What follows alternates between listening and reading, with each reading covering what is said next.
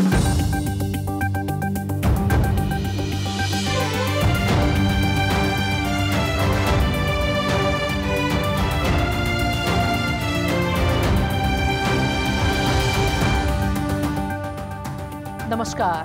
कान्तिपुर समाचारमा स्वागत छ। सुरु गरौं मुख्य समाचारबाट। सरकार र चन्द समूह बीच एकै दिन 2 पटक वार्ता, समान धारणा नजिक पुगेको सरकारी पक्षको दाबी।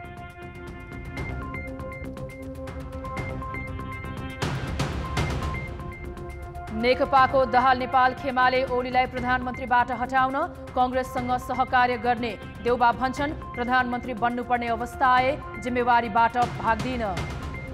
नेङमाङलाई स्थायी समितिबाट निलम्बन गर्ने दहाल नेपाल समूहको निर्णय। संसदीय दलको उपनेताबाट राजीनामा दिन निर्देशन।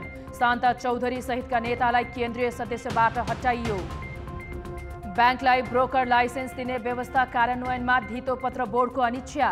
सीमित व्यक्तिले चलाएका कम्पनीलाई भने प्रदेश स्तरमा कारोबार इजाजत।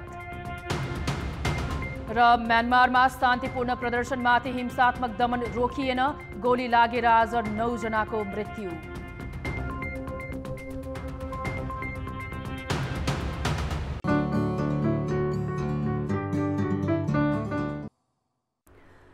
सरकार र नेत्र विक्रम चन्द विप्लव नेतृत्वको प्रतिबन्धित नेपाल कम्युनिस्ट पार्टी बीच आज एकै दिन 2 पटक वार्ता भएको छ।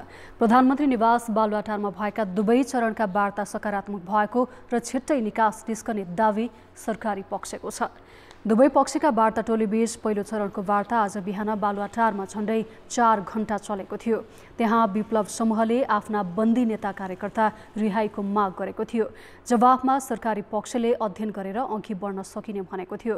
त्यसपछि दिउँसो 4 बजे करिब 45 मिनटसम्म चलेको दोस्रो चरणको वार्तामा थुनामा रहेका विप्लव समूहका नेता कार्यकर्ताहरूको मुद्दा कसरी फिर्ता लिन सकिन्छ भन्ने विषयमा छलफल केन्द्रित भएको थियो।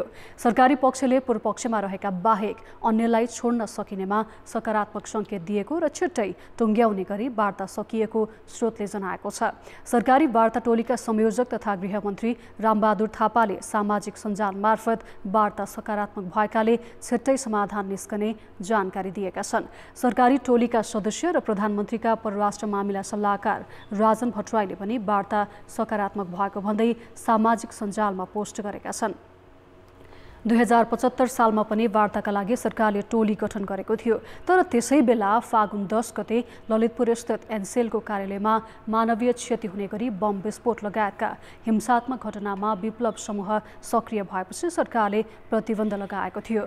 त्यसयता विप्लव समूहका 2072 जना नेता कार्यकर्ता पक्राउ परेका छन्। तीमध्ये विभिन्न घटनाको अभियोगमा अहिले 133 जना पूर्वपक्षका लागि थुनामै छन्।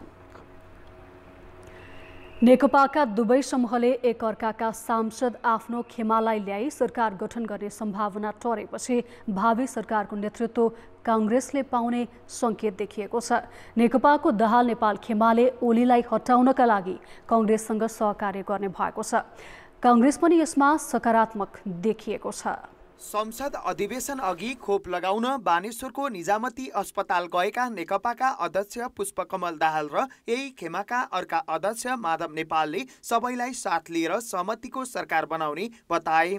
प्रधानमन्त्री ओलीले राजीनामा नदिने रणनीति लिएपछि दाहाल नेपालले ओलीलाई हटाउन कांग्रेसलाई नेतृत्व दिएर गठबन्धन बनाउने संकेत गरेका हुन्। केपी ओलीजी प्रधानमन्त्री पदमा बस्न नहुने हो। विश्वव्यापी परम्परा र नैतिक मूल्य मान्यताको दृष्टिकोणले उहाँले राजीनामा दिएर देशलाई सहज निकास दिनुपर्ने हो। तर केपीजीमा त्यो प्रवृत्ति थिएन, देखिएन।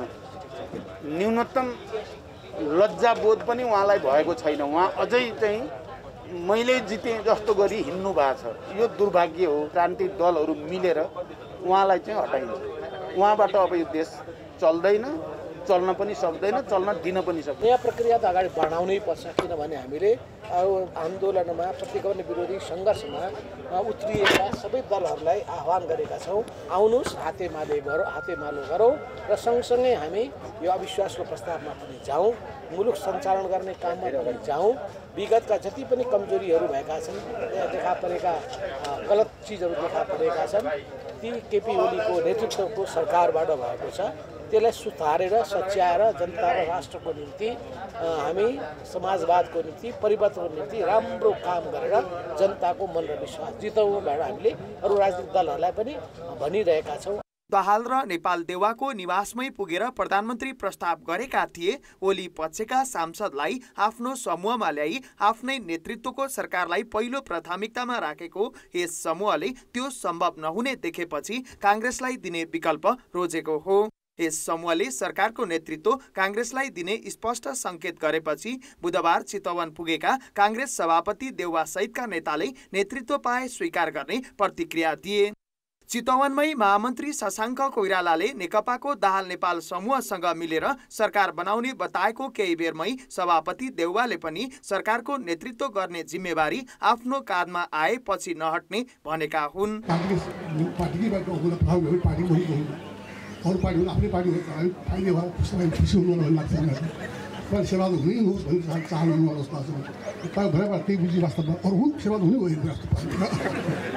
त्यस्तो सानो चित्त नगर्नुहोस् ठुलो विशाल हुँदैन चित्तको सानो चित्तले भन्छ नि चित्तै सानो रामजी भन्ने सबै लाग्यो। त्यस कारण चाहिँ त्यस्तो नगर्नुहोस्। राजनीतिमा कस्तो आउँछ के आउँछ यो जानुपर्छ। राजनीतिक कुरा हुन्छ प्रजालाई बढी मेन्टेन गराउनु छ काममा आएर भन्नु गर्नु छ त्यस्तै कुरा हेर्नुहोस्। काङ्ग्रेसले दाहाल नेपाल खेमालाई साथ दिएमा प्रधानमन्त्री ओलीलाई अविश्वासको प्रस्तावबाट हटाउने प्रक्रिया पनि सहजै अघि बढ्नेछ। मङ्गलबार मात्र प्रधानमन्त्री ओलीले झापाको एक कार्यक्रममा आफूलाई अहिले हटाएमा 2 वर्षपछि 2/3 बहुमत ल्याएर सिंहदरबार प्रवेश गर्ने बताएका थिए। कान्तिपुर समाचारका लागि चितवनबाट राजु चौधरी र क्यामेरामा मुरारी घिमिरेका साथमा सुबिन्द्र श्रेष्ठ र बाबुराम तिमिलसिना, काठमाडौँ। नेकपाको दाहाल नेपाल खेमाले प्रधानमन्त्रीलाई हटाउन कांग्रेससँग सहकार्य गर्ने भएको छ। यसै सन्दर्भमा नेपाली कांग्रेसको अबको रणनीति के भन्ने विषयमा कुरा गर्न यति बेला हामीसँग नेपाली कांग्रेसका प्रवक्ता विश्वप्रकाश शर्मा प्रत्यक्ष सम्पर्कमा हुनुहुन्छ। विश्वजी, स्वागत छ कान्तिपुर समाचारमा। धन्यवाद अनिताजी, नमस्कार। आज चितवनमा जुन सभापति शेरबहादुर देउवा र महामन्त्री शशाङ्क कोइरालाले जे राजनीतिक अभिव्यक्ति दिए त्यसबाट के कांग्रेस अब सरकारको नेतृत्व गर्न तयार भयो भनेर बुझ्न सकिन्छ? अब सभापतिज्यू र पार्टीका महामन्त्रीज्यूले आज चितवनमा जे बोल्नुभयो या अन्यत्र पनि कतिपय ठाउँमा कतिपय नेताहरूले बोल्नु भएको अभिव्यक्तिको बारेमा मलाई मिडियाको साथीहरूले सोधिरहनु भएको छ। राजनीतिक परिस्थिति त्यो दिशातर्फ उन्मुख छ। नेपाली कांग्रेस पार्टीको ढोका प्रधानमन्त्री पदले ढकढकाइरहेको अवस्था छ, तर ढोका खोलेर त्यसलाई हामीले स्वागत र स्वीकार गरिसकेका छैनौँ। हामी झ्यालबाट धैर्यतापूर्वक हेरिरहेका छौँ कि यो प्रस्ताव कति ग्रहण गर्नु उचित हुन्छ या राजनीतिक परिस्थिति फरक ढङ्गले जानुपर्छ या जान्छ, यसको लागि केही समय लाग्नेछ। हामी चाँडै नै यसबारेमा बैठक बसेपछि मात्रै हाम्रो निष्कर्ष सार्वजनिक गर्नेछौँ। नेकपाको कुन खेमासँग मिलेर सरकार बनाउनुहुन्छ त? अब पहिलो कुरो त सरकार हामीले बनाउँछौँ भन्ने कुरामै हामी पुगिसकेका छैनौँ, किनभने यहाँ जान्नुहुन्छ कि गएको निर्वाचनले नेपाल कम्युनिस्ट पार्टीको 2टा समूह जसले गठबन्धन गरेका थिए उहाँहरूलाई सरकार चलाउनका लागि र नेपाली कांग्रेस पार्टीलाई जिम्मेवार ढङ्गले प्रतिपक्षको भूमिका निर्वाह गर्नका लागि म्यान्डेट दिएको हो। अब त्यो म्यान्डेट खण्डित भइसकेको अवस्था छ। पुस 5 गतेको कदमको कारण चलाउन जसलाई जिम्मा दिइएको उहाँहरूले चलाउन नसकिसकेपछि स्वाभाविक छ कि प्रमुख प्रतिपक्षतर्फ सबैको नजर पर्नु बिल्कुल स्वाभाविक छ। तर प्रमुख प्रतिपक्षी दलले सत्तारूढ दलभित्र उत्पन्न भएको विवाद जसले कानुनत फरक चाहिँ किनारा टुङ्गो गरिसकेको छैन, राजनीतिक रूपमा मात्रै उहाँहरूको बीचमा द्वन्द्व भएको छ। सम्मानित सर्वोच्च अदालतमा एउटा मुद्दा त अझै फैसला हुन बाँकी नै छ। त्यसकारण त्यो फैसला आइसकेपछि नेकपाको पूर्ववत रूपमा एमाले र माओवादीको रूपमा उहाँहरू उभिनुहुन्छ या उहाँहरूले संसदीय दलभित्र अविश्वासको प्रस्ताव ल्याउनुहुन्छ या कुन रूपमा संसद अगाडि बढ्छ भन्ने कुरा सुनिश्चित हुनु पूर्व नै नेपाली कांग्रेस पार्टीले हामीले सरकारको नेतृत्व अब गर्छौँ भन्ने पनि बेला भएको छैन र कोसँग मिलेर हामी गर्ने भन्ने कुरा त हामीले त्यो बारेमा त टुङ्गो गर्ने बेलुका बिल्कुलै भएको छैन। विश्वजी, जुन दाहाल नेपाल खेमाले प्रधानमन्त्री ओलीलाई जसरी पनि प्रधानमन्त्रीबाट हटाउने भनेर लागि परिराख्नु भएको छ, कांग्रेसले के अब त्यसको लागि त संसदमा अविश्वासको प्रस्ताव पनि दर्ता गर्नु पर्ला, यहाँहरूको के छ विचार अथवा त्यसको लागि अविश्वासको प्रस्ताव दर्ता गर्नुहुन्छ? अब यसमा चाहिँ मनिताजी सामान्यतया प्रमुख प्रतिपक्षी दल जहिले पनि सत्ताको विपक्षमा नै उभिन्छ। सत्ताको सन्दर्भमा आएको अविश्वासको प्रस्तावको पक्ष र विपक्षमा उभिने भनेर विधिवत टुङ्गोमा अहिले हामीले नपुगेको अवस्था भए तापनि नेपाली कांग्रेस केन्द्रीय कार्य समितिको वैशाख 17 गते नै हामीले गरेको बैठकले कोरोनासँग जुध्न पनि असक्षम भएको बेलामा कमरेड केपी ओलीले नेतृत्व गर्नुभएको सरकारले शासन गर्ने राजनैतिक र नैतिक आधार गुमाइसकेको छ भनेर हामीले ठहर गरिसकेका थियौं। हामीले ठहर गरेको त्यो विगतको स्मृति, संसद विघटन गर्ने असंवैधानिक र अलोकतान्त्रिक र सर्वसत्तावादी कदम चाल्नु भएको वर्तमान प्रधानमन्त्रीजीको सन्दर्भमा स्वाभाविक छ कि आगामी संसदबाट राष्ट्रले उचित निष्कर्षमा पुग्नुपर्छ। तर हामीले अहिले तत्काललाई भन्दै गर्दा सम्मानित सर्वोच्च अदालतमा बहस चल्दै गर्दा पनि हामीले भनेका थियौं कि हामीले संसद विघटन असंवैधानिक भनेका छौं, सर्वोच्च अदालतले गर्ने फैसलालाई हामी स्वीकार्छौं। त्यसैले अब यसपछि भन्दै गर्दाको हामीले के भनिरहेका छौं भने संसद पुनर्स्थापित भएको छ, यसले मुलुकलाई निकास दिनुपर्छ। तर निकास दिनुपर्छ भनिरहँदै गर्दा सत्तारूढ दलभित्र भएको विवादले कुन रूपमा कुन आकार लिन्छ भन्ने टुङ्गो नभइकन हामीले नै यसबारेमा निकास दिन्छौं भन्ने कुराको अहिले हामी दावा गर्दैनौं। यो विषयमा केही दिन पछि संसद सुरु हुँदैछ। त्योभन्दा अगाडि शुक्रबार हाम्रो संसदीय दलको बैठक बस्छ, पार्टीको वर्तमान पूर्व पदाधिकारीहरूको बैठक पनि चाँडै बस्छ। यसबारेमा हामी उपयुक्त निष्कर्षमा बडा संयमताका साथ, बडा धैर्यताका साथ, बडा एकताका साथ निर्णय गरेर अनि हाम्रो निर्णयलाई सार्वजनिक गर्छौं। जे निर्णय गर्छौं निर्णायक ढंगले गर्छौं। इन्जुरी टाइममा फुटबलमा गोल प्रहार गरेर निर्णयमा पुर्याए जस्तो निर्णयमा पुर्याउने सन्दर्भमा हामी निर्णायक भूमिका जरुर गर्छौं, तर ठिक समयमा मात्रै गर्छौं। हजुर, हस्, धन्यवाद। उहाँ हुनुहुन्थ्यो नेपाली कांग्रेसका प्रवक्ता विश्वप्रकाश शर्मा। केपी शर्मा ओलीलाई प्रधानमन्त्री पदबाट हटाउन अब कांग्रेसको रणनीतिबारे हामीसँग कुराकानी गर्नुहुँदै। अब बाँकी समाचार। नेकपाको दाहाल नेपाल समूहले स्थायी समिति सदस्य सुभाष नेङमाङ सहित ओली पक्षका 7 जना नेतालाई 6 महिनाका लागि निलम्बन गरेको छ। नेकपा दाहाल नेपाल समूहको आज बसेको केन्द्रीय समितिको बैठकले पार्टीको हित विपरीत काम गरेको भन्दै नेङमाङलाई स्थायी समिति सदस्यबाट 6 महिना निलम्बन गर्दै 3 दिनभित्र संसदीय दलको उपनेताबाट राजीनामा दिन निर्देशन दिएको छ। यस्तै ओली पक्षका प्रमुख सचेतक विशाल भट्टराईलाई केन्द्रीय सदस्यबाट हटाइएको छ। यस्तै सचेतक शान्ता चौधरी, महेश बस्नेत, प्रभु शाह, कर्ण थापा र सूर्य थापालाई 6 महिनाका लागि केन्द्रीय सदस्यबाट निलम्बन गरेको छ। उपनेतालाई उहाँले पार्टीको विधान विपरीत काम गर्नुभएकोले एउटा कारबाही पनि गरेका छौँ निलम्बन गरेर। सँगसँगै हाम्रो संसदीय दलको विधानमा संसदीय दलको अध्यक्ष र सिंगै संसदीय दल पार्टी केन्द्रीय कमिटीको निर्देशन अनुसार चल्नुपर्ने स्पष्ट व्यवस्था भएको हुनाले संसदीय दलका उपनेता सुभाष चन्द्र नेमाङजीलाई उपनेताबाट तत्काल राजीनामा दिनुको लागि हाम्रो संसदीय दलको विधान, हाम्रो पार्टीको विधान बमोजिम उहाँलाई निर्देशन दिएको छ। बैठकले निर्वाचन आयोगमा बहुमत सहित कागजात प्रस्तुत गरे पनि आधिकारिकता विवाद टुङ्गो नलगाएको भन्दै पुनः आयोगमा जाने निर्णय गरेको छ। बैठकले नयाँ सरकार गठनका लागि अन्य दलहरूसँग छलफल गरी निर्णयमा पुग्ने जिम्मेवारी सचिवालय र स्थायी समितिलाई दिएको छ। जसले प्रतिनिधि सभा विघटन गरेर त्यसको हत्या गर्यो, त्यो प्रतिनिधि सभाले प्रधानमन्त्री केपी शर्मा ओलीलाई दण्डित गर्छ। नेतृत्व कसको हुन्छ त? त्यो नेतृत्व हामी पार्टीहरूसँग छलफल गर्छौँ र हामीले यो लोकतन्त्रको मर्यादा र संविधानको रक्षाको लागि जुन आन्दोलन गर्यौँ यसलाई अब एउटा निष्कर्षमा पुर्याउनुको लागि, यसलाई परिणाममा पुर्याउनुको लागि हामी आपसी परामर्शबाट, छलफलबाट नेतृत्व कसले गर्छ भन्ने निर्धारण गर्छौँ। त्यसको लागि थाई कमिटी र सचिवालयलाई अघि मैले भने जस्तै बैठकले अख्तियारी दिइसकेको छ। बैठकले आफैले विघटन गरेको प्रतिनिधि सभालाई अदालतले असंवैधानिक ठहर गरी बदर गरेपछि पनि ओलीले पद नछाडेको भन्दै तत्काल राजीनामा दिन पुनः माग समेत गरेको छ। केन्द्रीय समिति बैठक अघि यस खेमाको स्थायी समिति बैठक पनि पेरिस डाँडामा बसेको थियो। पूर्व प्रमुख निर्वाचन आयुक्तहरूले नेकपाको आधिकारिकता विवाद तत्काल निरूपण गर्न निर्वाचन आयोगलाई आग्रह गरेका छन्। पूर्व प्रमुख निर्वाचन आयुक्तहरू सूर्यप्रसाद श्रेष्ठ, भोजराज पोखरेल, नीलकण्ठ उप्रेती, अयोधी प्रसाद यादव र पूर्व कार्यवाहक प्रमुख दोलक बहादुर गुरुङले संयुक्त विज्ञप्ति जारी गरी आयोगको निर्णय क्षमता र स्वायत्ततामाथि उठेका प्रश्नले आफूहरूलाई गम्भीर बनाएको बताएका छन्।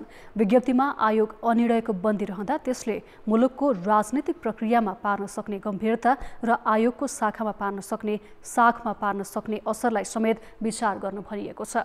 माघ 20 गते आधिकारिकता दाबीसहित नेकपा दाहाल नेपाल खेमाले दिएको निवेदनमा आयोगले कुनै निर्णय दिएको छैन। ब्रेकपछि समाचारमा स्वागत छ।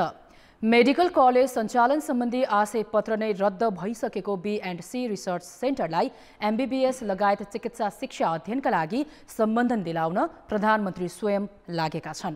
चिकित्सा शिक्षा ऐन र नियमावलीलाई ठाडै चुनौती दिँदै आयोगका अध्यक्ष समेत रहेका प्रधानमन्त्री आशय पत्र नै रद्द भएको संस्थालाई सम्बन्धन दिलाउन लागि परेका हुन्।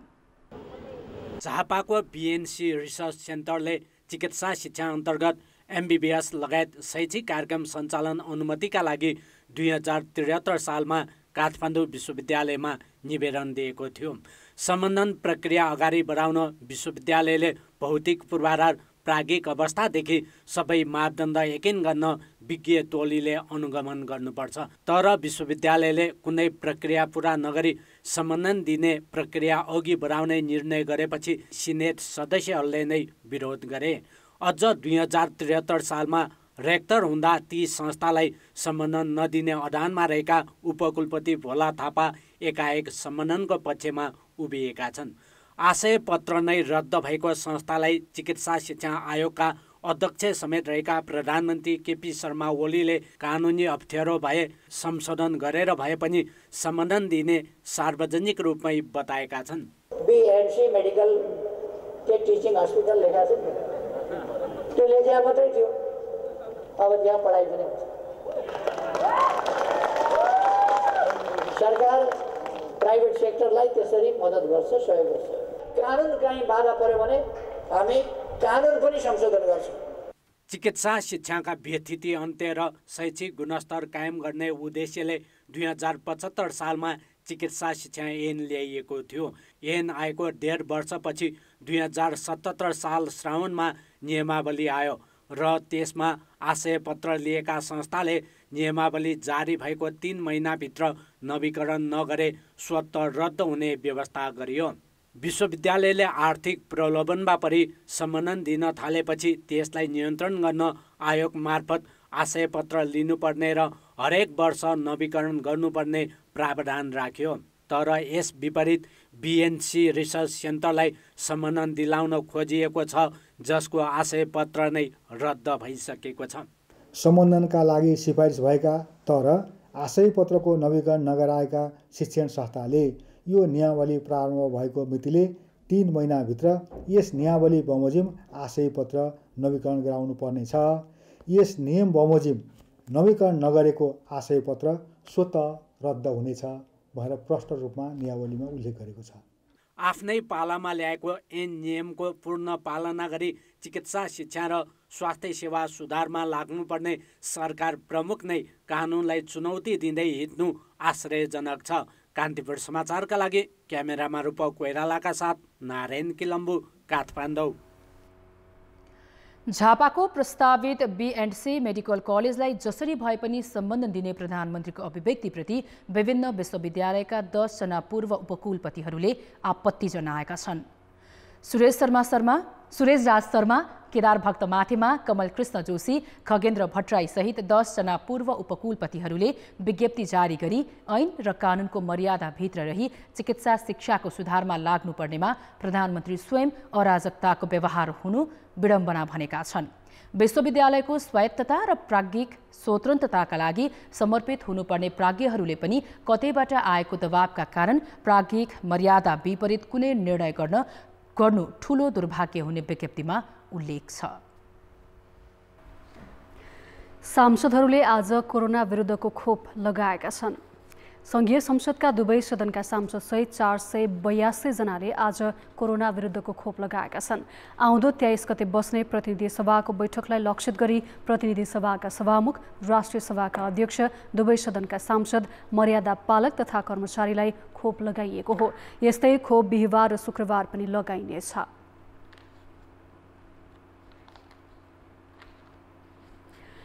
कोरोना भाइरस संक्रमण विरुद्ध दोस्रो प्राथमिकताको पहिलो चरण फागुन 23मा सुरु हुँदैछ। यो चरणमा 15,000 भन्दा बढी जनशक्ति परिचालन गरी 42 लाखलाई खोप लगाउने भनिएको छ। तर लक्षित वर्गलाई खोप लगाउन कति समय लाग्छ भन्ने चाहिँ यकिन छैन।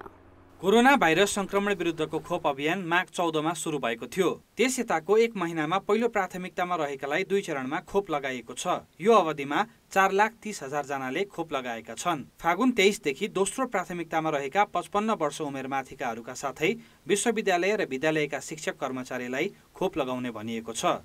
यस्तै सार्वजनिक सवारी साधनका चालक र सहचालकलाई पनि प्राथमिकतामा राखिएको छ। ती सबैको संख्या करिब 42 लाख रहेको स्वास्थ्य सेवा विभागको आकलन छ।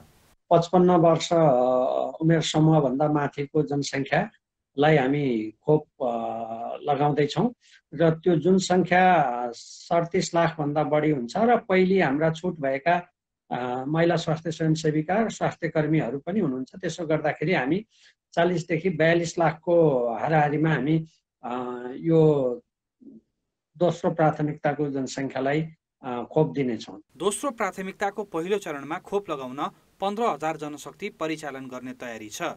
त्यो जनशक्तिले चाप थ्याक्न नसके स्वयंसेवक पनि खटाउने भनिएको छ। तर खोप लगाउने केन्द्र भने अझ यकिन गरिएको छैन। अहिले 6,000 हाराहारी खोप केन्द्र रहे पनि ती सबैमा खोप सेवा उपलब्ध हुने छैन। खोप सेवा क्रमशः विस्तार गर्ने भनिएको छ। लक्षित 42 लाखलाई खोप लगाउन कति समय लाग्छ मन्त्रालयसँग नै ठोस जवाब छैन। जबकि लक्षित वर्गले तालिका अनुसार खोप नलगाए संक्रमणको चक्र तोड्न कठिन हुने उसकै भनाइ छ। आफ्नो पालो आउँदाखेरि हामीले खोप लगाउन जानुपर्ने हुन्छ, किनभने त्यतिखेर नजाने अर्काको पालोमा जाने हुँदाखेरि हाम्रो जुन योजना बनेको हुन्छ नि यति मान्छेलाई खोप लगाइदिन सकिन्छ, यति मान्छेलाई खोप पुग्छ भनेको त्यो योजनाहरूमा पनि समस्या पर्छ भने हामी सर्वसाधारण खोप लगाउन जाँदा खोप केन्द्रमा आफ्नो पालो नपरेको अर्काको पालोमा हामी थुप्रिन जाने थाल्यौँ भने पालोमा पाउन पनि गाह्रो, त्यो कठिनाइ हुने पनि सम्भावना बढी हुन्छ र अर्को सङ्क्रमण चक्र रोक्नलाई पनि यो वर्गबाट रोकिँदाखेरि यसरी रोकिन्छ, यो वर्गमा जाँदा यसरी रोकिन्छ भन्ने जुन हामीले प्राविधिक हिसाबले विश्लेषण गरेका हुन्छौँ त्यो कुराहरूमा पनि असर गर्ने हुन्छ। त्यसो त दोस्रो चरणको पहिलो प्राथमिकतामा परेकाहरूलाई आवश्यक पर्ने खोप उपलब्ध भइसकेको छैन।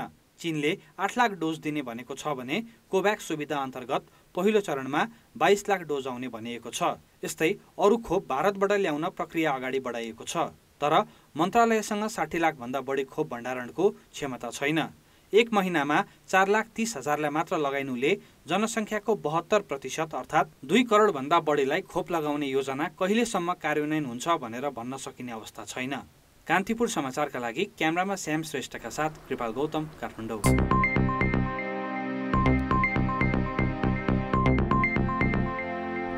धितोपत्र बोर्डले करिब 13 वर्ष अघि धितोपत्र व्यवसाय नियमावली संशोधन गर्दै ब्याङ्कलाई ब्रोकर लाइसेन्स दिने व्यवस्था गरे पनि अहिलेसम्म कार्यान्वयनमा आउन सकेको छैन।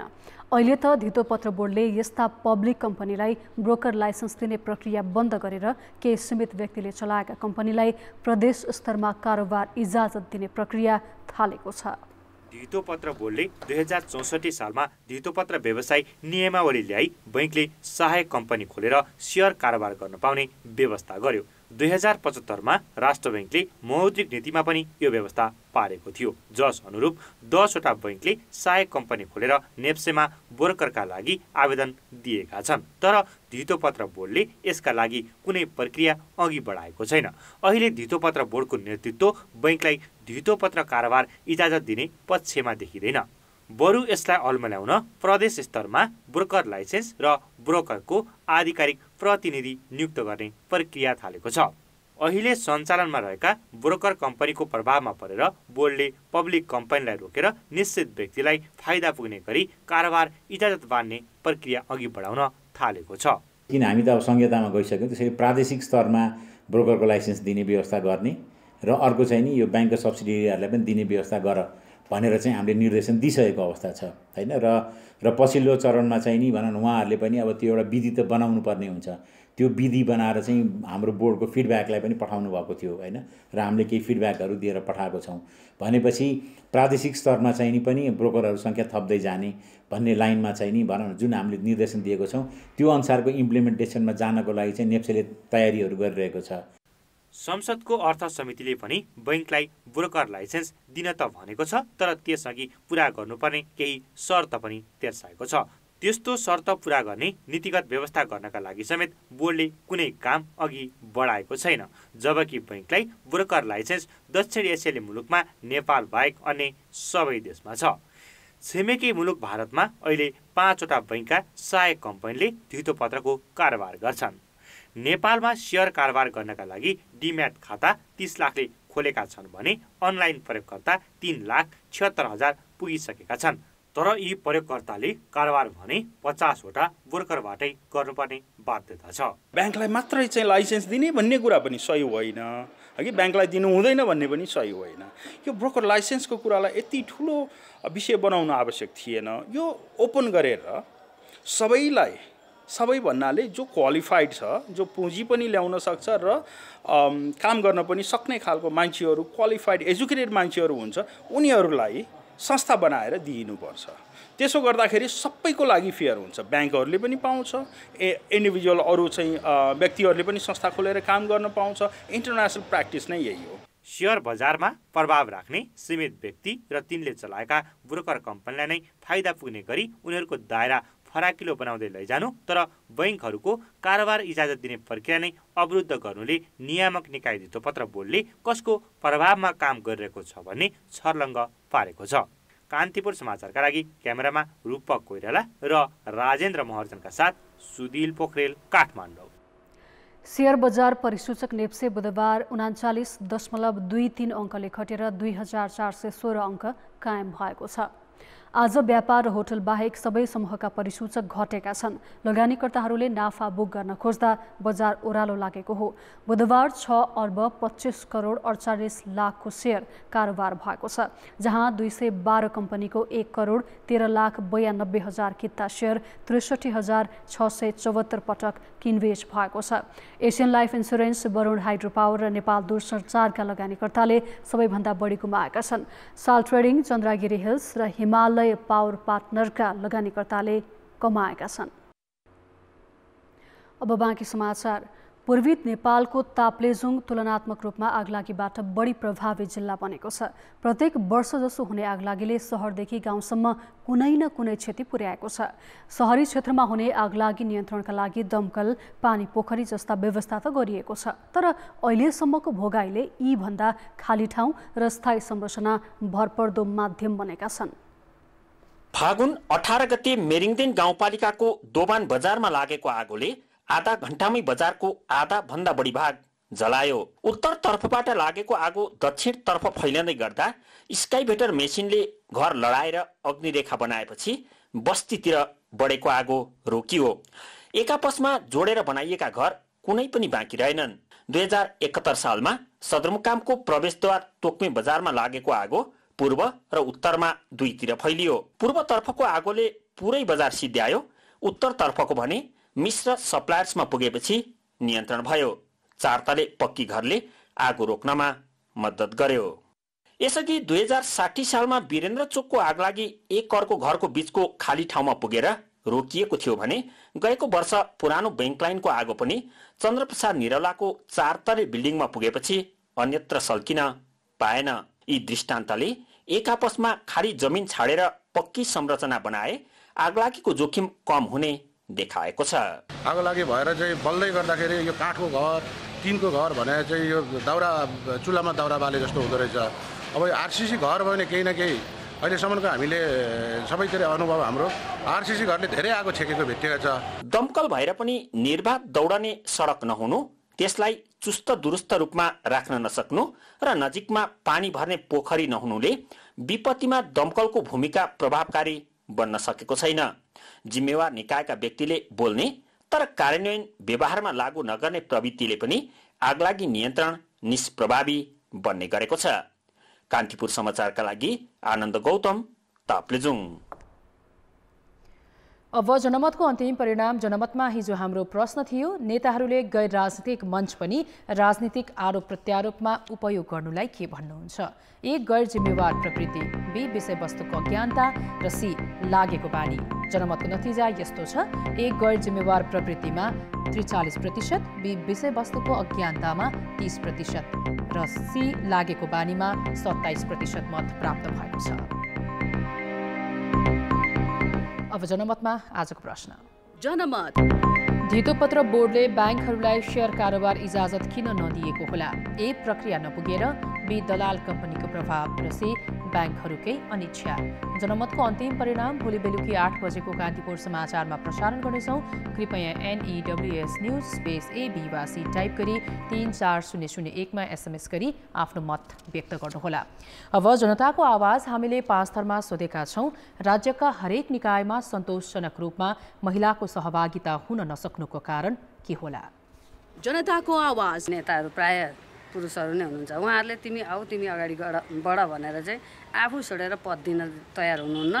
त्यसले गर्दाखेरि आफूले चाहिँ आफै लडेर आफ्नो अधिकार चाहिँ खोज्नुपर्छ। आफू सशक्त भएर चाहिँ अगाडि बढ्नुपर्छ र परपुरुषको भरमा चाहिँ निर्भर हुनु हुँदैन भन्ने पनि लाग्छ मलाई। जुन कुराहरू उठान गरेर बनाइसकेको ऐन कानुनहरू छ त्यसलाई चाहिँ तदारुकताका साथ कार्यान्वयन गर्नको लागि सबै प्रतिबद्धता हुनुपर्छ। आर्थिक रूपमा चाहिँ महिलाहरू सबल हुनु हो भने आफ्नो अधिकारको लागि चाहिँ कसैलाई सहायता माग्नु पनि पर्दैन, आफै सक्षम भएर लड्न सक्छ। महिलाहरूको हाम्रो आफै जिम्मेवारी पनि छ। हामीले जिम्मेवारी पदमा पुगिसकेर नपुगे होइन हामीलाई नलगा छैन, त्यो हामी ठाउँमा पुगेका छौँ, दिएको पनि छ। अगाडि बढौँ भन्ने अलिकति महिलामा पनि कमजोरी छ। पुरुषहरूले शक्ति सञ्चालन गरेको राज्यमा अहिले आएर झट्टै महिलालाई दिन उहाँहरूको के भन्छ मनभित्रबाट चाहना छैन। केही गर्छु नि त भन्ने खालको अवस्था अहिले चाहिँ सुरक्षाको दृष्टिकोणले पनि उहाँहरूले अलिकति त्यतातिर जान सक्नु भएको छैन। अनि अर्को कुरा चाहिँ महिलाहरूले गर्न सक्दैनन् भन्ने खालको एक किसिमको हाम्रो सोच छ क्या। यो चाहिँ जतिसुकै महिला पुरुष बराबर भनेर हामीले भनिरहँदा पनि गर्भधारण गर्नु र स्तनपान गराउने विषय चाहिँ महिलाले नै गर्नुपर्छ, त्यसको विकल्प अर्को छैन। तर त्यो दुईटा विषयवस्तु बाहेक अरू चाहिँ हरेक कुरामा सहकार्य समन्वय भयो भने अवश्य पनि महिलाहरू अगाडि बढ्न सक्छन्।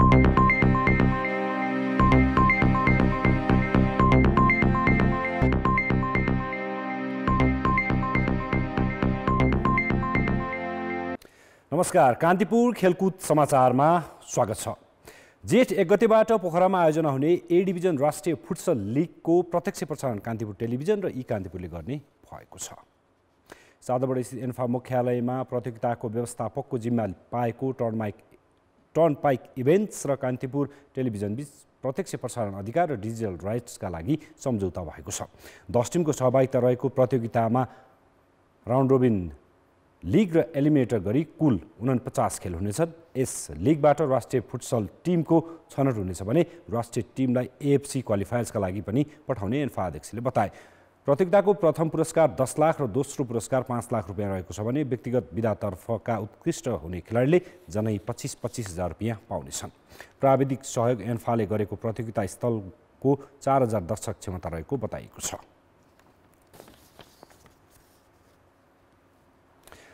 रूपन्देही सुपर लिग क्रिकेटमा न्यू होराइजन क्रिकेट क्लबले विजयी सुरुवात गरेको छ। समूह C को न्यू होराइजनले तिरुपति क्रिकेट क्लबलाई 7 विकेटले हरायो। टस जितेर पहिले ब्याटिङ गरेको तिरुपतिले 28 ओभर 3 बलमा सबै विकेट गुमाउँदै मात्र 83 रन बनाएको थियो। विपिन न्यौपानेले 20 र मनोज पुनले 15 रन बनाए। तिरुपतिलाई सस्तैमा रोक्न न्यू होराइजनका पुरुषोत्तम भट्टराईले उत्कृष्ट बलिङ गर्दै 5 विकेट लिए। जवाफी ब्याटिङमा आएको न्यू होराइजनले 17 ओभर 4 बलमा लक्ष्य पुरा गर्यो। उसका लागि मनिष थापाले 28, अमर मिश्राले 18 र विशाल खत्रीले 14 रन जोड्दै टिमलाई जित दिलाए। भोलि देवदह क्रिकेट र वेस्टर्न क्रिकेट क्लब बीच प्रतिस्पर्धा हुनेछ। देवदह यसअघि एक्सपर्ट GRसँग पराजित भएकाले भोलिको खेल जित्नै पर्ने दबाव हुनेछ। पराजित भएको खण्डमा B डिभिजनमा घटुवा हुनेछ। कान्तिपुर खेलकुद समाचार अहिले यति नै। धन्यवाद रोशन। अब मौसम सम्बन्धी जानकारी।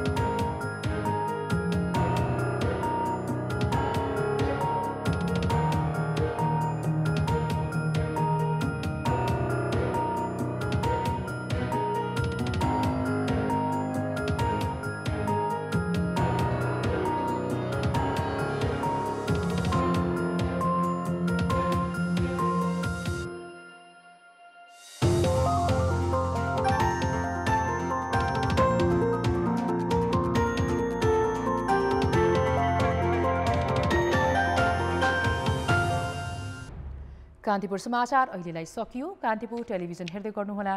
नमस्कार।